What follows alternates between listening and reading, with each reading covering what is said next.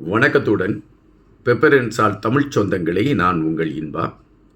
எங்களுடைய pepper and salt என்கின்ற இந்த வலையொலியை மையப்படுத்தி பல செய்திகளை நீங்கள் அறிந்திருப்பீர்கள்.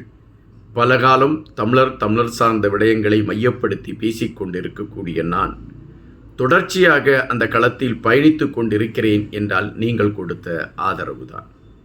இன்று மனதை தொட்ட ஒரு விடயத்தை தான் எடுத்து வைக்கலாம் என்று நான் நினைக்கின்றேன். 2006 இந்த காலகட்டங்களில் 5 மாணவர்கள் திரிகோணமலையிலே சுட்டுக் கொல்லப்படுகிறார்கள். அவர்கள் எதற்காக சுட்டுக் கொல்லப்பட்டார்கள் என்பதற்கு பிரதான காரணம் அவர்கள் தமிழர்கள் என்பதனால் அவர்கள் சுட்டுக் கொல்லப்பட்டார்கள் என்பதுதான் நிஜம். இந்த 5 மாணவர்களுடைய மரணம் பெரும் அதிர்வலைகளை ஏற்படுத்தின.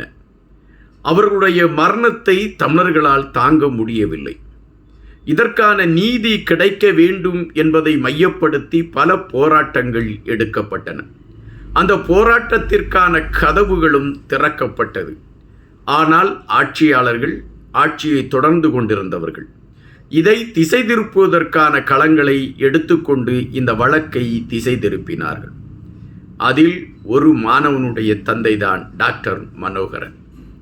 தன்னுடைய மகன் இறந்துவிட்டான் என்பதை ஒரு துக்க நிகழ்வு என்கின்ற அடிப்படையில் கடந்து போகாமல், என்னுடைய மகனுடைய மரணத்திற்கான நீதியை நான் அடைந்தே தீருவேன் என்று அவர் களத்தில் நின்று போராட ஆரம்பித்தார்.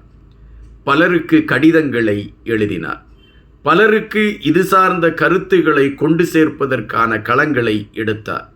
எவருடைய கதவை தட்டினால் தன்னுடைய மகனுக்கான நியாயம் கிடைக்கும் என்பதற்காக ஐநா மன்றத்தில் இருந்து பல கதவுகளை அவர் தட்டினார்.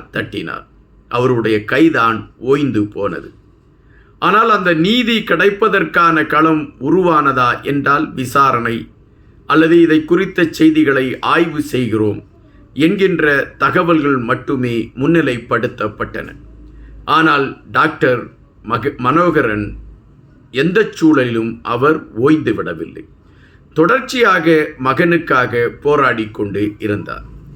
இந்த சூழலில் ஐநா மன்றத்தில் அவர் எடுத்து வைத்த ஆதாரங்கள், அவரால் முன்னெடுத்து வைக்கப்பட்ட தகவல்கள் இலங்கைக்கு எதிரான ஒரு களத்தை அது உருவாக்கியது.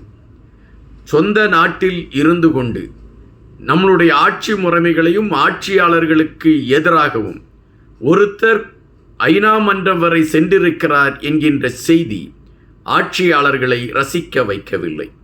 எனவே மனோகரனை மிரட்டத் தொடங்கினார்கள்.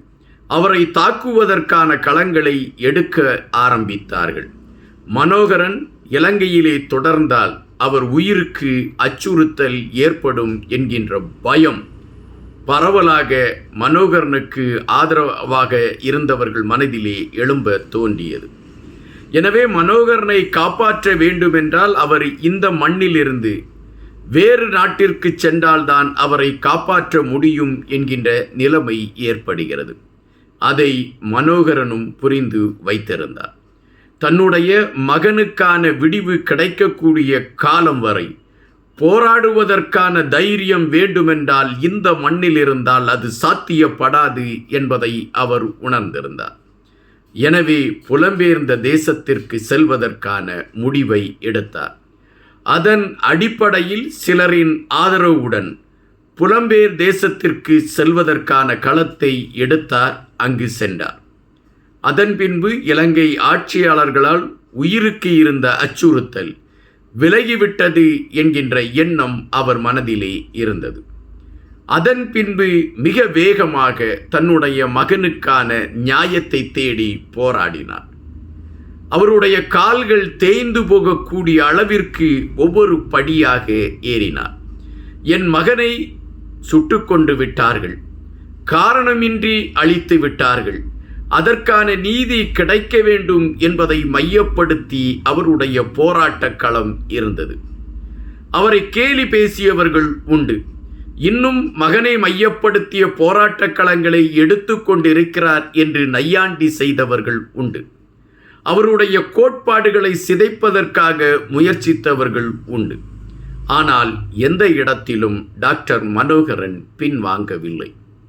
எடுத்த செயல்பாடுகளில் மிக தெளிவாக இருந்தார்.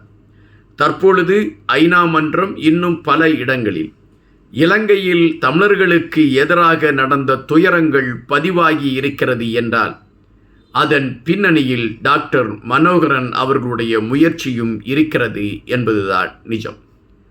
மக்கள் செயல் என்கின்ற அமைப்பை நடத்தி கொண்டு இருக்கக்கூடியவர்கள் ஒரு நிகழ்வை டாக்டர் மனோகரனுக்காக எடுத்திருக்கின்றார்கள். அந்த நிகழ்வில் கஜேந்திரன் பொன்னம்பலம் போன்றவர்களெல்லாம் பேசியிருக்கிறார்கள். அவர்கள் எடுத்து வைத்த கருத்துகள் மனவழியை கொடுத்திருக்கிறது என்பதையும் நாம் இங்கு பார்க்க வேண்டியதாக இருக்கிறது. மக்கள் செயல் என்கின்ற அமைப்பு எதற்காக மருத்துவர் மகேந்திரனுக்கு ஒரு நிகழ்வை எடுத்தார்கள்? தன்னுடைய 88வது வயதில் வயது மூப்பின் காரணமாக டாக்டர் மனோகரன் அவர்கள் மரணத்தை தழுவிவிடுகிறார். மரணத்தை தழுவிய மனோகரன் அவர்களுக்கு நினைவஞ்சலி செலுத்த வேண்டும் என்கின்ற களத்தோடு மக்கள் செயல் என்கின்ற அமைப்பு அதற்கான களத்தில் இறங்குகிறது. இந்த மக்கள் செயல் என்கின்ற அமைப்பு யார் என்கின்ற கேள்வி உங்களுக்கு வரும். செம்மணி விடயத்தில் அணையா விளக்கு போராட்டத்தை கையில் எடுத்து அதை வெற்றியாக நடத்தி முடித்தவர்கள் இந்த மக்கள் செயல் அமைப்பை சார்ந்தவர்கள் என்பதை நாம் அறிய வேண்டிய குறிப்பாக இருக்கிறது. எனவே மக்கள் செயல் அமைப்பை சார்ந்தவர்கள் நினைவஞ்சலியை நடத்தி ஏற்பாடு செய்திருந்தார்கள். அந்த நினைவஞ்சலியில் கஜேந்திரகுமார் பொன்னம்பலம் அவர்கள் பேசினார். அவர் பேசுகின்ற பொழுது பல விடயங்களை குறித்த செய்திகளை எடுத்து வைத்தார். டாக்டர் மனோகரன் அவர்கள் ஒருமுறை என்னோடு தொலைபேசியில் பேசுவதற்கான அழைப்பை எடுத்தார். ஆனால் அந்த அழைப்பு ஆரம்பித்த உடனே அது துண்டிக்கப்பட்டு விட்டது. அதன் பின்பு பலமுறை முயற்சி செய்து டாக்டர் மனோகரனிடம் பேச வேண்டும் என்று முயற்சித்தேன். அதற்கான களம் அமையவில்லை. ஒருமுறை அவர் இருக்கக்கூடிய நாட்டிற்கு செல்லக்கூடிய களம் எனக்கு அமைந்தது. அப்பொழுது மனோகரன் அவர்களை நான் சந்தித்து பேசக்கூடிய களத்தை கையில் எடுத்தேன். சுமார் அரை நாட்கள் மனம் விட்டு பேசினார்.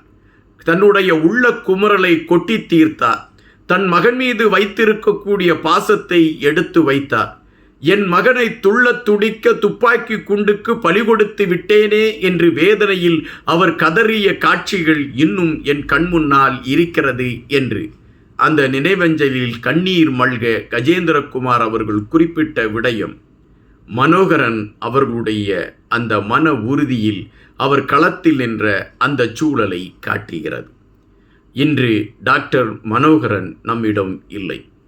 2006ஆம் ஆண்டு வெடித்த துப்பாக்கி மனோகரன் அவருடைய மகனின் உயிரை பறித்தது. கடைசி வரை போராட்டக் களத்தில் இருந்த மனோகரன் அவர்கள் இன்று இறைவனடி சேர்ந்து நிம்மதியாக இருப்பார் என்ற நம்பிக்கை இருக்கிறது. அங்கு தன்னுடைய மகனோடு அவர் கண்டிப்பாக மனம்விட்டு பேசியிருப்பார் என்கின்ற எண்ணமும் இருக்கிறது.